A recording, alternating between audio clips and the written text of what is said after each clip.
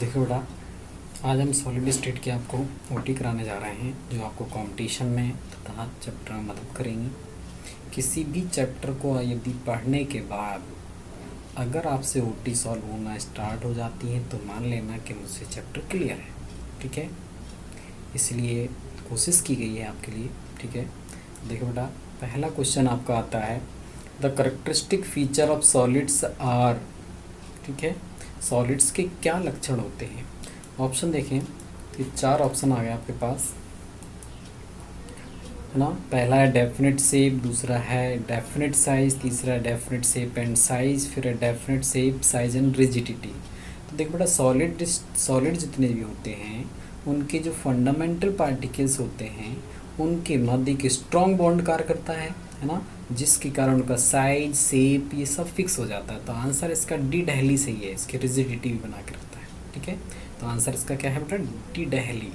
ठीक है, चलिए क्वेश्चन नंबर सेकंड आता है which one of the following is a good conductor of electricity. ठीक है, ऑप्शन ये आपके पास हैं, डायमंड है, ग्रेफाइट है, सिलिकॉन है, अमोर्फस कार्बन है। तो बेटा इसका आंसर बी बॉम्बे ग्रेफाइट है, क्योंकि वैसे तो ये चारों ही ऑप्शन किसके हैं, नॉन मेटल्स के हैं, बट इसमें ग्रेफाइट क्या है कि ग्रेफाइट में एक फ्री इलेक्ट्रॉन्स होता है जिसके कारण इलेक्ट्रिसिटी का गुड कंडक्टर हो जाता है। तो इसका आंसर बी बॉम्बे है। चलिए next question, diamond is an example of. ठीक है, डायमंड किसका एग्जाम्पल है ना। तो इसके भी 4 ऑप्शन है आपके पास।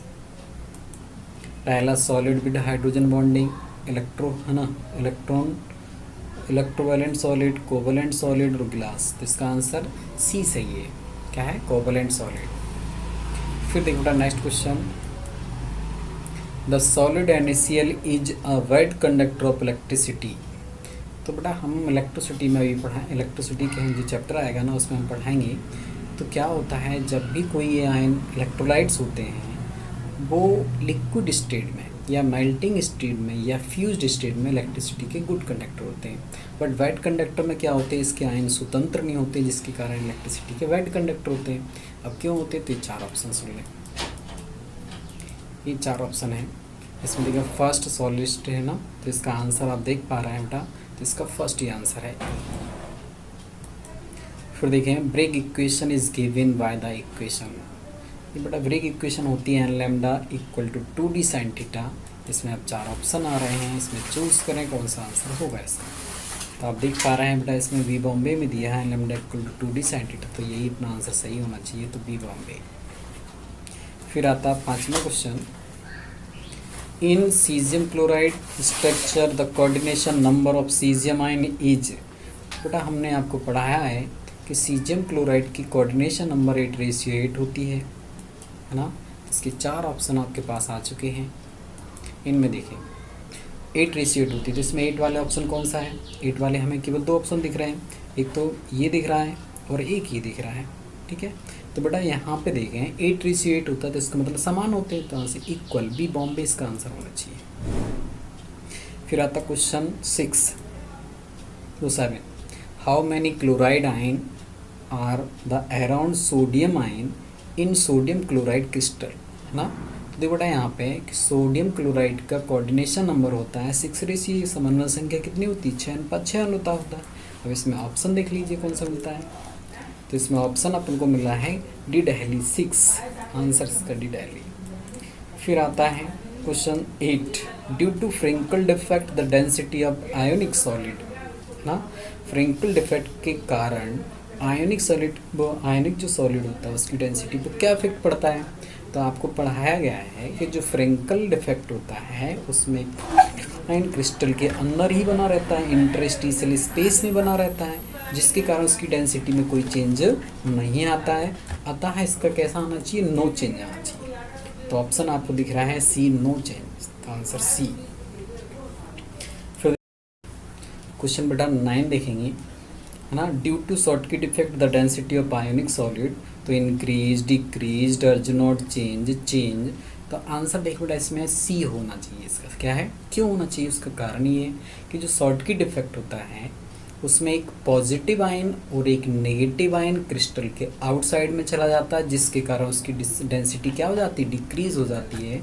तो बी बॉम्बे इसका आंसर सही है। फिर आता है question 10, NaCl is an example of. NaCl किसका एग्जाम्पल है बेटा? यहाँ पे देख लें, ऑप्शन देख लें, फिर इसके बाद अपना दिमाग लगाना।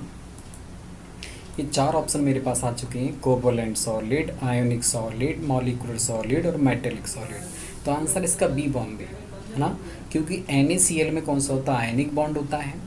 फिर भी इसकी एक ट्रिक से याद कर सकते हैं कि जब S ब्लॉक का एलिमेंट P ब्लॉक के एलिमेंट से मिलता है तो वो हमेशा आयोनिक सॉलिड हुआ करता है।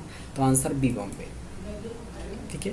फिर question number 11, crystals can be classified into basic in crystal habits. इसके ऑप्शन देखें बेटा, तो ये 4 ऑप्शन आ चुके हैं। तो हमारे जो क्रिस्टल हैबिट्स सिस्टम होते हैं कितने भागों में बटे होते हैं, तो बेटा 7 में। तो आंसर बी बॉम्बे है इसका। फिर आता question number 12, the total number of lattice regiment in different crystal system. तो बेटा जब भी क्रिस्टल सिस्टम पूछा जाए तो ऑलवेज इसका आंसर आपको 7 रखना है। ठीक है, तो इसका भी आंसर आपको बी बॉम्बे लगाना है। फिर आ रहा है question number 13, a match box habits.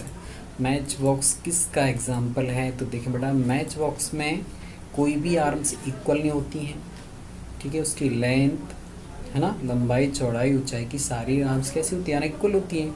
इसलिए इसका आंसर कौन सा होना चाहिए, सी, ऑर्थोरोम्बिक। 14 क्वेश्चन आ रहा है, Bravais lattice are of. Bravais lattice कितने टाइप्स के होते हैं?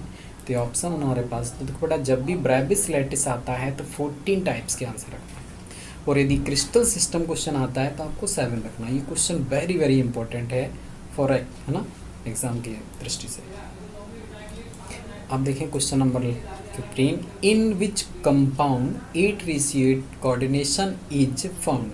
वैसे ही क्वेश्चन मैं करा चुका हूँ पहले, फिर भी आप देखें यहाँ पे। तो बेटा caesium chloride, NaCl, aluminium oxide और ऑल ऑफ दीज। तो आप देखिए बेटा, सीजियम क्लोराइड का होता है 8:8 और सोडियम क्लोराइड का होता है 6:6 है ना। तो इसका ऑप्शन कौन सा होना चाहिए, ए। तो इसका देखें हम आंसर कौन सा बेटा, ए। क्लियर? Okay, thank you. इनको रिपीट करके